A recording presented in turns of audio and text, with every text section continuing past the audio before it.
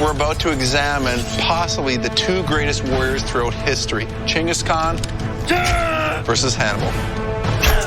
Something that just might play out to be a big factor is that both of these warriors are physically and psychologically hardwired for war. I think this is an incredible matchup. These are two of the greatest generals ever, two of the most brilliant tacticians, and possibly two of the greatest strategists to exist all time. This is a legendary matchup.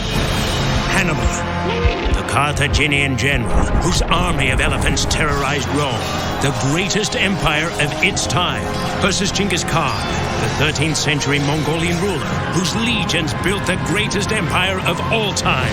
Who is deadliest? To find out, the history of war and modern science collide as former Navy SEAL Richard Makowitz dives deep into the tactics of the warriors behind the weapons. Biomedical engineer Jeff DeMolin applies 21st century technology to unlock new data on arsenals of the past. And ER physician Armand Dorian dissects the trauma and reveals the physical and psychological traits that shaped these legends of war. This groundbreaking data will be paired with historical research and entered into an all-new digital combat engine. Two legendary combatants will be resurrected. History will be rewritten, but only one will be crowned Deadliest Warrior. Welcome to the Fight Club. Our experts will unlock new historical insights to determine who is deadliest. Hannibal, the terror of North Africa, or Genghis Khan, the Mongolian conqueror of Asia. Whenever you look at great matchups like this, for me, you got to start from scratch and look at the tail of the tape. You have Hannibal, who's 5'7", 155 pounds. You have Genghis, who's 5'8", 170 pounds. A very crucial X factor for me is diet. Genghis had a very high protein diet.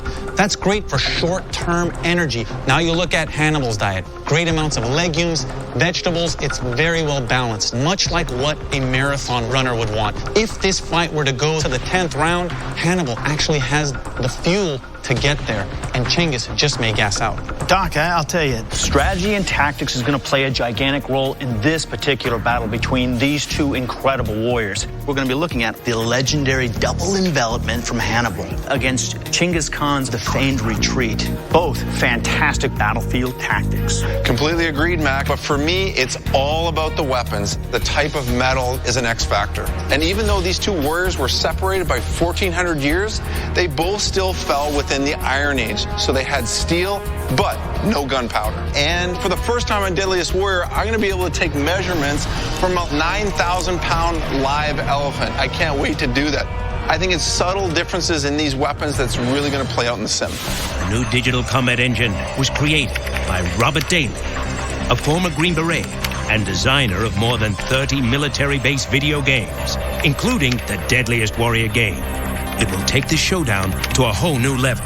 For the first time ever, we're looking at not only the warriors' weapons and seeing how effectively they matched up against each other, but we're taking into account hundreds of X factors. These are those intangibles that the warriors have: physiques, makeup, everything that we can compile on these warriors' lives, on their battles, on their history. We then assign values from 1 to 100, and we put it in the sim. Wielding Hannibal's weapons is Brian Forrest, broadsword specialist and an expert in Hannibal's combat techniques. Even though Hannibal is facing a 1,400-year technological gap, his armor and weapons have stood the test of time. Also representing the ancient assassin is world-renowned Hannibal historian Dr. Patrick Hunt. Hannibal's empire stretched almost 1,000 miles across North Africa into the eastern half of Spain. In every battle Hannibal fought, he was usually outnumbered 2 to 1. He could outwit anyone. Hannibal was so determined to destroy Rome that in 216 BC, he pulled off one of the most remarkable war maneuvers in history. Amassing 90,000 troops and 37 war elephants, he marched his war machine over the icy passageways of the Alps to invade Rome. It was the most dangerous march possible, and Hannibal achieved it because he had a goal in mind: to take Rome down. 1,000 miles, and 7 months later, Rome tastes Hannibal's butchery in the start of a 2-decade-long siege known as the Second Punic War. Hannibal was a military genius, is still studied today across every military campus in the world. Fighting for Genghis Khan and his Mongolian ancestors is Hosbayar, a 13th century weapons specialist. Comparing Genghis against Hannibal, there's no comparison. Genghis Khan never lost a single battle in his life. Rounding out the Genghis Khan team is Dr. Timothy May, author of The Mongol Art of War. Genghis Khan conquers more territory than any other conqueror. Alexander the Great, Julius Caesar. This empire is the largest contiguous empire in history, stretching from the Pacific Ocean to the Carpathian Mountains and Mediterranean Sea. It'll encompass 14 million square miles.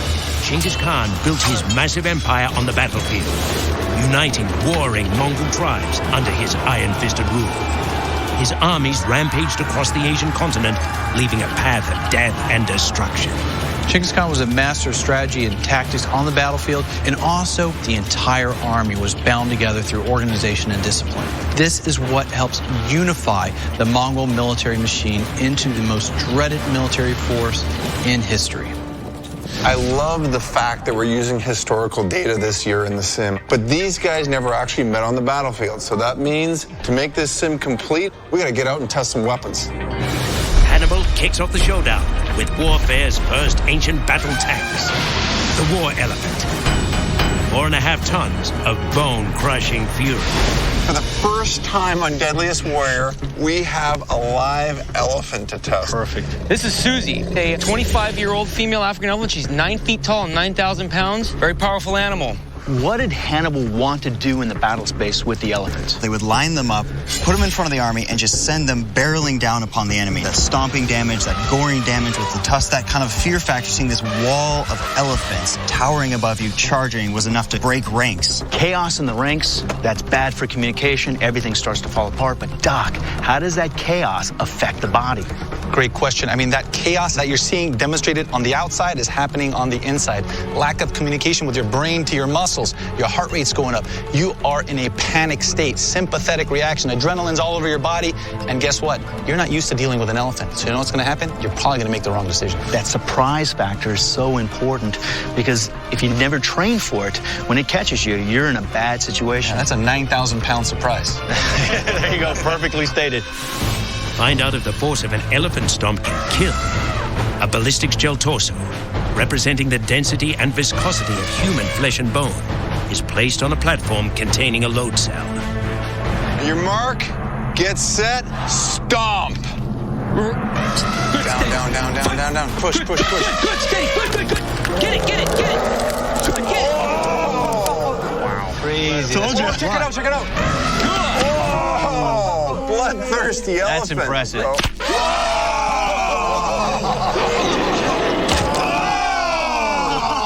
Did you hear that? Correct. That's impressive. We got a That's load impressive. cell reading of 2,045 pounds. Calling the medic. So from a cadaver standpoint and some of my research, 2,045 pounds meets or exceeds any injury criteria in the body, and the proof is in the pudding. When you start seeing guys being smashed and horrible things happen to skulls and the bodies bleeding everywhere, the terror, the panic that sets in with those troops, that's what makes this a terrifying weapon. If it was me under there, please step on my skull. Yeah. Don't step on my belly because I'm going to suffer probably the most excruciating death anyone's ever suffered. Genghis Khan has an answer to those elephants. That's a recurve bow and wide variety of arrows. Well, that's the next test. We're going to see if a bowman can take down a war elephant. Genghis Khan's signature weapon and one of history's greatest long-range killers, the Mongol recurved bow, a merciless human hunting machine. This is a perfect weapon that has gone through about 1,000 years of evolution, and it reaches its perfection under the Mongols. Small, they would carry it in a holster. It's also quite powerful, and the strength of the bow comes from its manufacturing. It has horn, has sinew, a wood core. It's not surpassed for about 600 years until you have firearms that have better accuracy and rate of fire. That's impressive. Can it penetrate the thick, armor-like skin of Hannibal's war elephant? We have to find out how effective a Mongol recurved bow and arrow is against an elephant.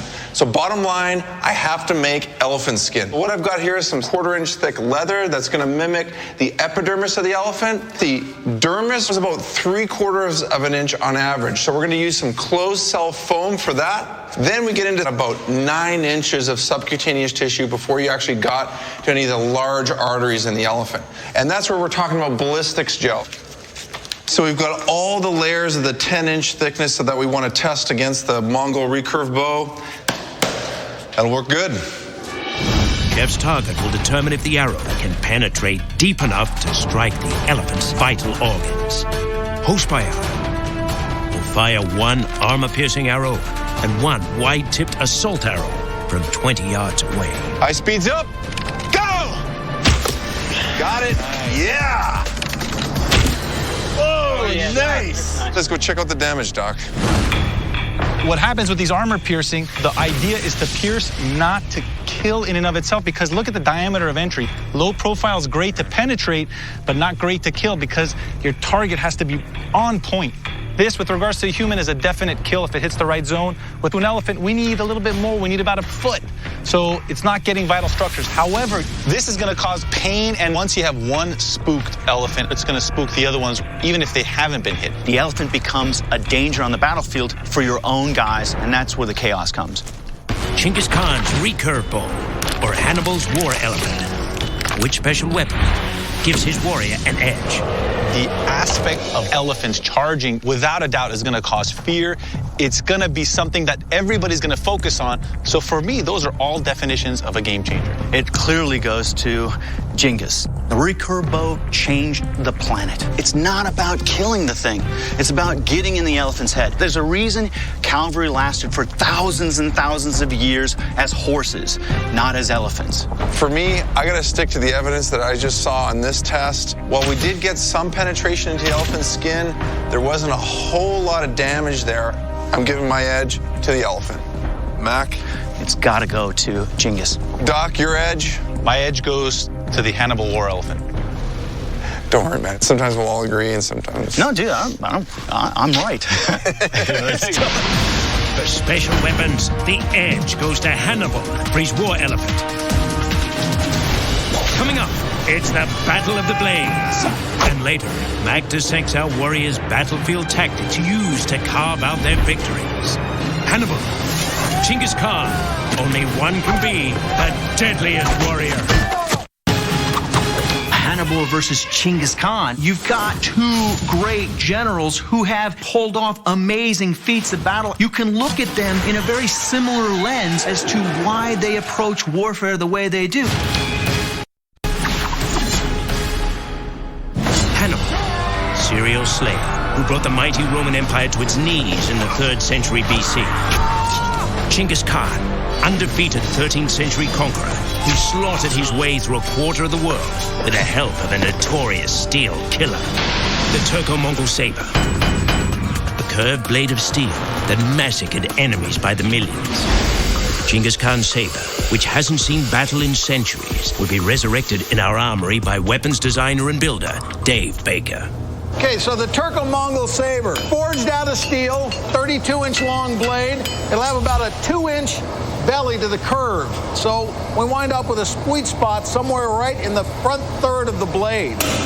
So to build a weapon like this, we try to find as many curated sources as we can.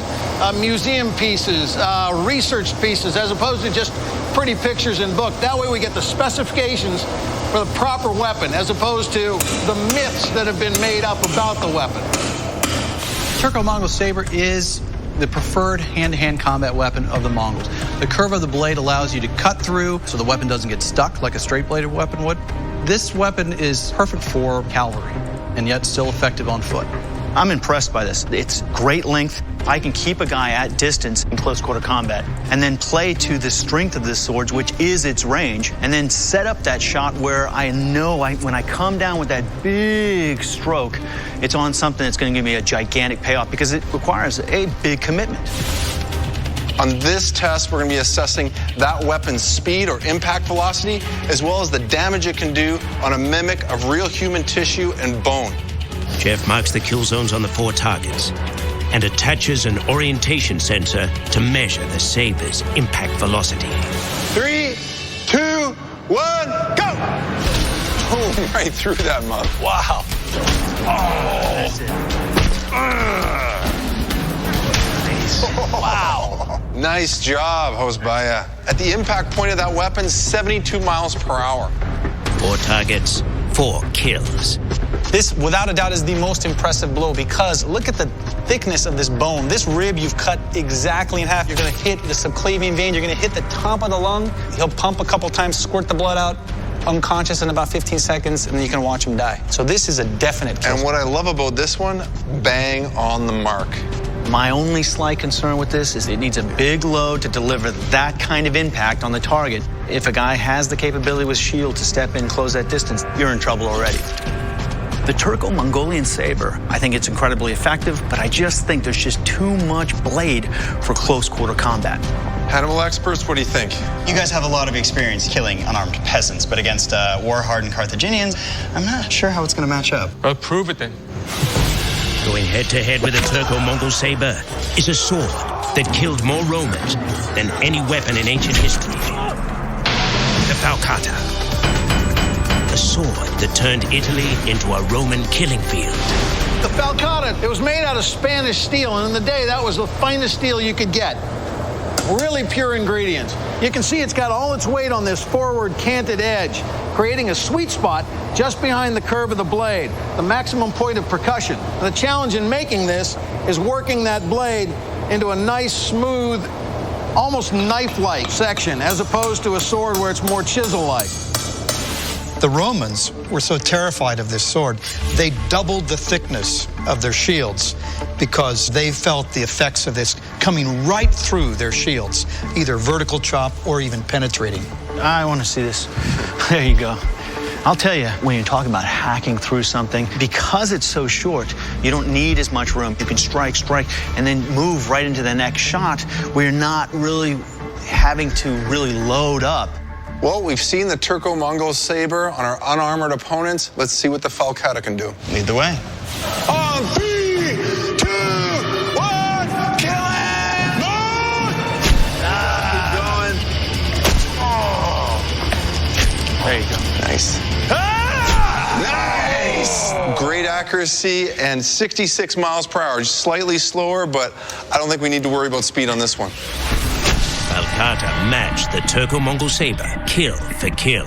This is very impressive. Chopping a guy from his shoulder all the way down to his heart. You're actually hitting the aortic knob or the arch. Once you hit that, the amount of blood that'll spurt is just grotesque, and it's an instant kill.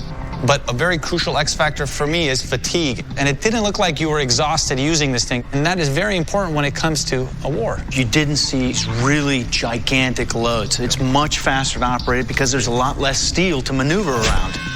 Turco-Mongol saber, 72 miles per hour.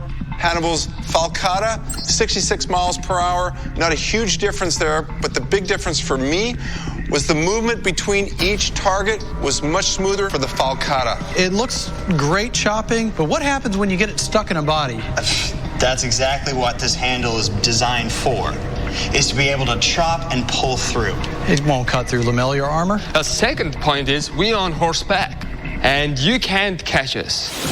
Swords now move to the saddle, where both Hannibal and Genghis Khan revolutionized battlefield tactics with their cavalry units.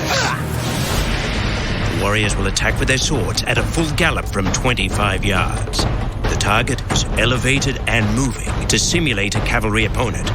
One ride by, one blow. Which weapon will most accurately deliver a fatal strike? Genghis Khan's Turco-Mongol saber is up first. Hosbar, you ready? Ready? 3, 2, 1, go! Nice. Well done. Excellent. Just take a look. You've gone through the epidermis, you've gone through the dermis, you cut the kidney. There is really no way to stop that bleeding. This is going to be an instant kill. Beautiful strike. The thing to me that stands out is range. When you're moving really fast and you want to be able to reach out and touch somebody, it's nice to have a little more edge to do it with. I completely agree. You've got greater reach on that weapon, curving away from your target, so you're going to break that wrist. You actually want that break in the wrist so you can pull it through, it doesn't get stuck, you keep on moving, take down more targets. Perfect call. It's now the Hannibal expert's turn to strike from horseback with the falcata. High speeds up. Go! Come on. Nice. There you go.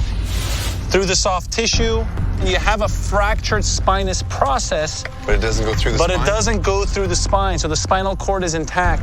This by itself hurts, but doesn't kill. It looks like the chopping action is not as good off a horseback. And don't forget, the Mongol saber is what killed millions of people. It's why so many armies adopted the saber today. But I'm sure none of those opponents had the falcata. It's probably a good reason why. What do you think, Mac? I'll tell you, it all comes down to the range, I think. That extra 10 inches really makes a difference. While on foot, the falcata owned these tests. On horseback, the Turco-Mongol saber did much, much better. And you got to remember, both of these warriors spent much more time on horseback than on foot.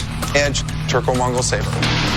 For close-range weapons, the edge goes to Genghis Khan for the Turco-Mongol saber. Coming up, Mac puts us in a heat of battle. The biggest kill zone Rome has ever seen. And it's swords versus armor. Hannibal, Roman Empire destroyer. Genghis Khan, 13th century world conqueror. In a battle between these two leaders, who would win? Now we're taking the battle to the next level. Blades versus body armor. Hannibal stakes his life on a kit of armor forged of bronze and brass. The musculata chestplate, shield, and helmet. A protective metal barrier of intimidating strength. But will it hold up against Genghis Khan's Turco-Mongol saber? On this particular shield, I've got the load cell right in behind the boss, just to the right. So I want you to step in like this and hit it right about there if you can. Got it. As far as the musculata is concerned, I've got it directly behind the chest here. So anything coming in on the chest is going to be perfect. Okay, as far as this headshot, the sensors are sitting right about here. So I want you to come down in a hacking motion, boom, lay it right on the helmet there. Awesome. High speeds up, load cell activated on 3, 2, 1, hit it! Nice. Nice job. All right, let's see what you got.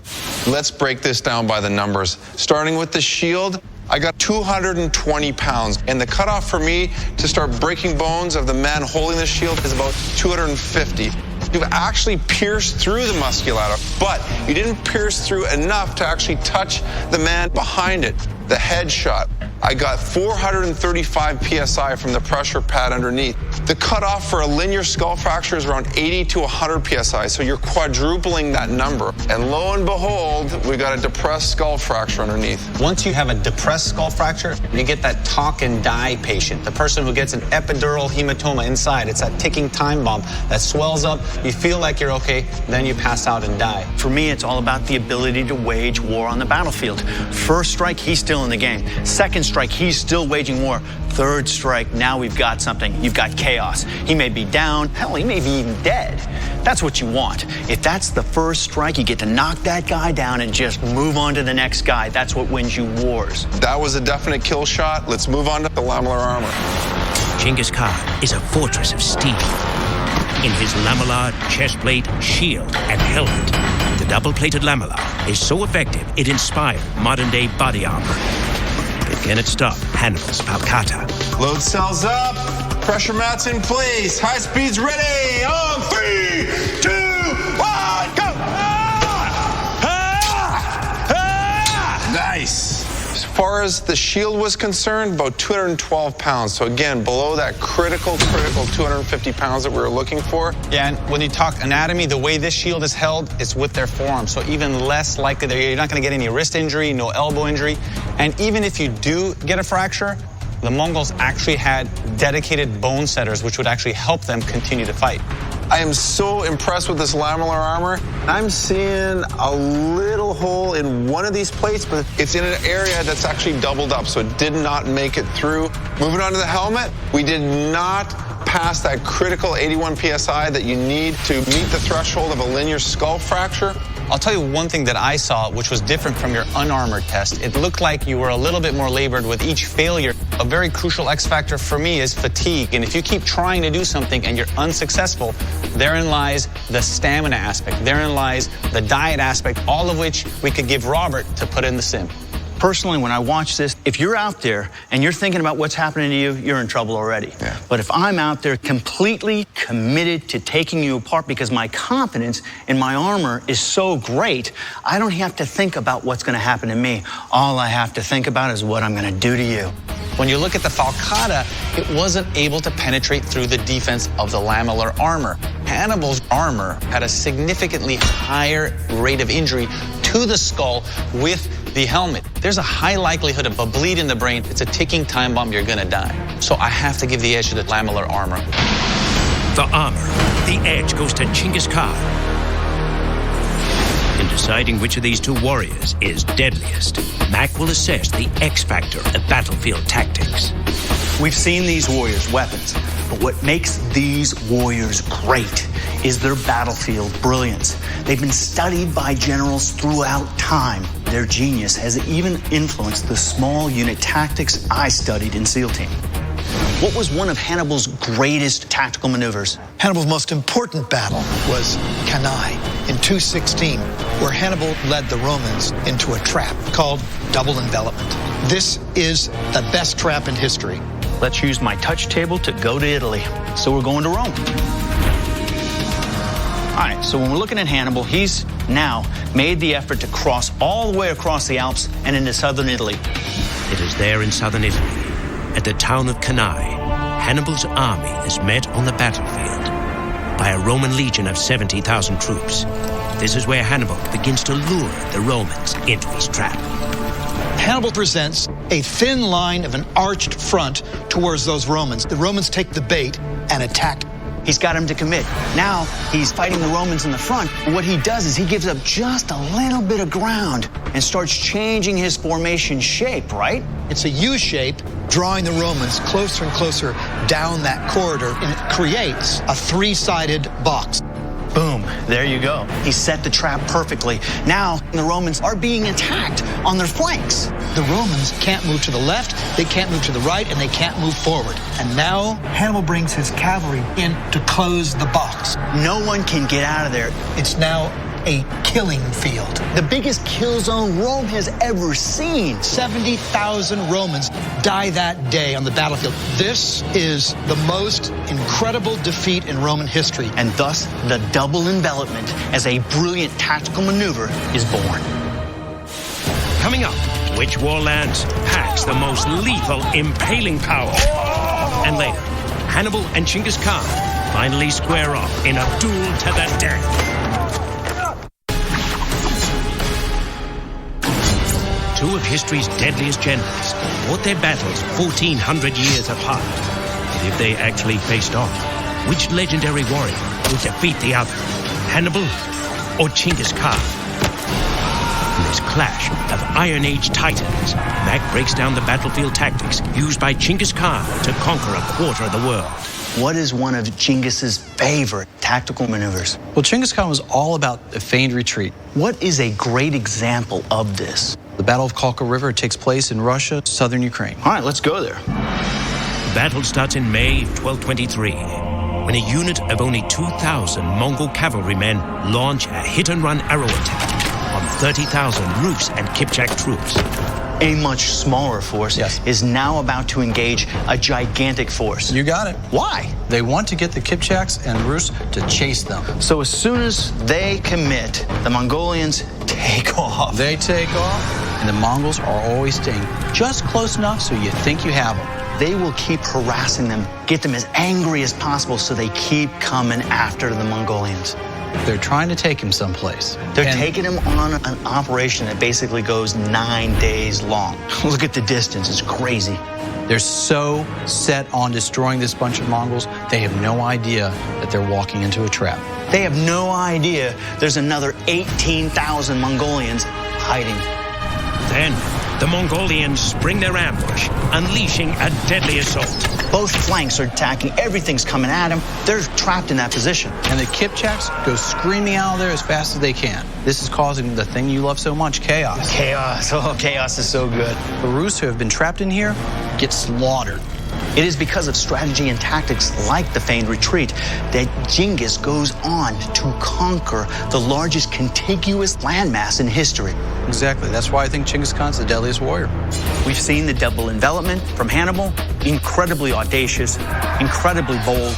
But when you compare it to Genghis Khan and the feint and retreat tactic, when you start to look at the discipline of getting into a guy's head for 9 days straight, breaking their spirit, and then delivering the coup de grace ambush, the edge goes to Genghis Khan. The X Factor, battlefield tactics, edge, Genghis Khan. One of the key components of both these warriors' battle plans was to hit fast and hard at medium range. Genghis Khan struck with the Cheetah Lance, a killer from foot as well as horseback. This weapon is about 12 foot long, made out of wooden shaft with an 8-inch steel on top. It was used in battle either overhanded or underhanded while charging infantry and cavalry. And this weapon takes a good deal of training to use it appropriately on horseback because you're going full speed, you have to steer the horse, and also aim this at your target. Hannibal counters with the Soliferum. 5 feet of iron destruction. With the Soliferum, what you have is basically a giant solid metal missile. It'll do a lot of damage to flesh. If it doesn't kill going in, it's going to kill coming out. Once I deliver my initial blow, I have at least 2 more of these in my arsenal. Let's go test it. Xhosa warriors fought mostly cavalry-based battles. Their target will be elevated and moving. Genghis Khan's Cheetah Lance is up first. On 3, 2, 1, let her rip!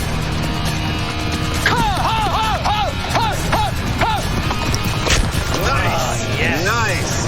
Nicely done. Okay, this is why I love these penetrating injuries, because it's all about the location of placement. Watch you guys. Thank you. If you see this, I mean, that's a significant amount of blade. That went all the way through and came out the back, but look where it's placed. It's what's called the anterior axillary line. This is where I would put a chest tube in. If somebody had a collapsed lung, this is the safest place for me as a doctor to poke into that chest. He needed to be over about 1 inch to 2 inches more center. This is not an instant kill. This guy can at least deliver 1, 2, maybe even 3 more blows against another opponent. This is clearly a lethal weapon. Even if this particular individual is not dead, he's on his butt. He has to try and stand up and pull that out and hopefully not get trampled or killed while he's on the ground. I'm curious to see how the next weapon stacks up against this one. The biggest challenge I see with the Soliferum is that you're going to toss it. This guy's moving, your Soliferum is moving, the horse is moving. There's a lot of complications with this. I'm curious to see how it all works out. Mac, you nailed it exactly. It's all about accuracy. With regards to penetrating injury, let's see how you do. Let's get the dummy moving. 3, 2, 1, charge! Nice. Nicely done. Nice shot. Okay, this is a beautifully placed strike in the left upper quadrant of the belly, just under the rib cage, right where we've got that nice organ that loves to bleed. That's the spleen. We get a lot of trauma to the spleen. It's not an instant kill. He's going to be screaming, writhing around, and trying to get this out. He will continue to fight. He may actually not even die from this injury. I have to ask the question, what if you miss? Yeah, you have extra weapons, but I don't think you can reload and throw before you have 8 inches of steel in you. When you're throwing these into a group of 1,000 archers, if you don't hit a man, you're going to hit a horse. You're going to break up the ranks as well. It's going to create chaos. I appreciate the debate back and forth, but the thing that impressed me is they both hit the target. Now it's just a question of who's got the better skill in delivering that to a lethal shot, get that instant kill. I agree, Mac. I think the tipping factor in my mind is that you actually do have multiple Soliferums. And if you're hitting with them, those are multiple kills. Yeah, it's one thing for me to pull this out. It's a whole other ball of wax for him to pull it out of himself. The thing that matters to me on the battlefield is the Soliferum has more than one shot. You can take 3, maybe 4 into battle. Edge, Soliferum. For medium-range weapons, the edge goes to Hannibal for the Soliferum. Coming up, the final battle. Hannibal, the brilliant North African general who brought the mighty Roman Empire to its knees, versus Genghis Khan, the 13th century Mongolian ruler who conquered a quarter of the planet, building one of the greatest empires ever. Who will be the deadliest warrior?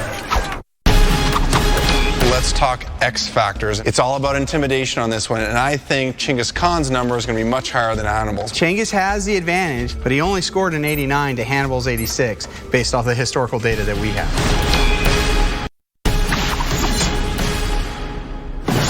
Hannibal, the Carthaginian general who bested Rome's legions for 2 decades, versus Genghis Khan, the Mongolian warlord who amassed the largest empire of the ancient world.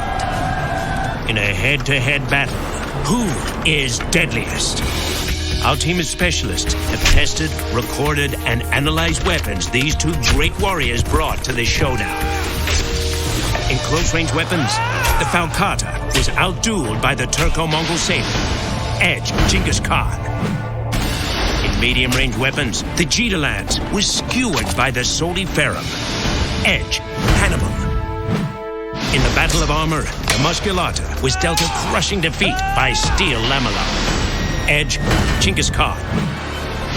For special weapons, ancient artillery could not bring down warfare's first battle tank, edge Hannibal.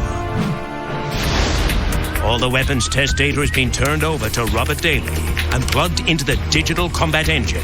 His team of engineers has completed their historical research and assigned values to more than 100 X factors. We evaluate these intangibles and give them quantities. We look at what their motivations are, what their diet is, what their technology is. We get all of our historians together. We look at all the historical data that talks about their battles, their fighting styles, their techniques, the weapons that they're using. Hannibal and Genghis, probably two of the greatest tacticians ever. So I think both guys tactically brilliant. There's got to be a difference strategically between the two men. Strategically, there is a difference in the two. Hannibal did not accomplish his mission, which was to destroy Rome. You look at Genghis Khan, the only way that they stop him is he dies. I mean, this is a pretty impressive thing. Genghis did have a significant advantage here, where we rated him an 89 versus Hannibal's 76 in battlefield strategy. So, Robert, what about physicality? Genghis has a high protein diet, where Hannibal has a high carbohydrate diet, which has got to factor in for the long-term battle. Absolutely. The edge does go to Hannibal. He's going to last in combat a little bit longer. Hannibal an 81 versus Genghis at a 76. And let's not forget about metallurgy, okay? Hannibal was bringing that brass helmet, bronze chest plate. Those two things are technologically inferior weapons towards the lamellar armor and the helmet that Genghis wore. You look at the armor values, and we're seeing a big weight towards Genghis's side with an 85 versus Hannibal's 74 in the armor metallurgy. The X factors are falling pretty close on this one, and the test results are pretty close. Only one way to find out how this is going to play out. Let's head to the sim. With all the hard data from the tests and the numeric values from the more than 100 X factors plugged into the combat simulation engine, we are ready to launch a 5-on-5 final battle. Genghis Khan and 4 Mongolian soldiers versus Hannibal and 4 Carthaginian soldiers.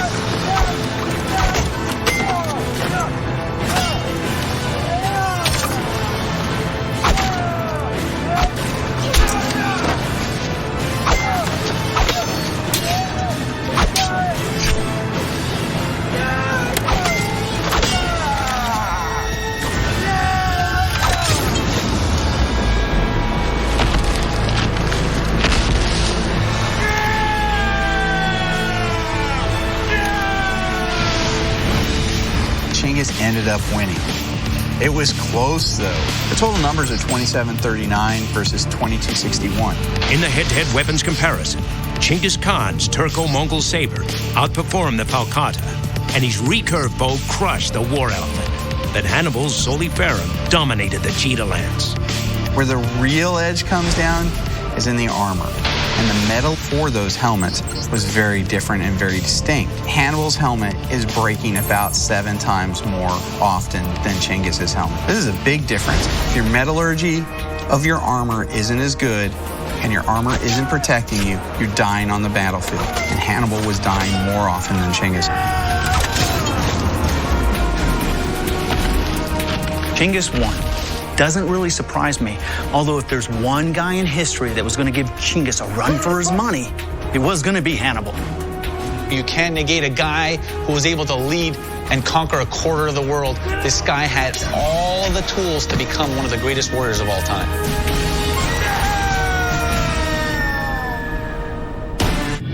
Next Wednesday, These guys are psychopaths. it's the most controversial, deadliest warrior of the season. We are not celebrating these guys. As Iraqi tyrant Saddam Hussein battles Cambodian dictator Pol Pot. This kind of brutality off the scale. Don't miss an all-new Deadliest Warrior next Wednesday at 10 on Spike.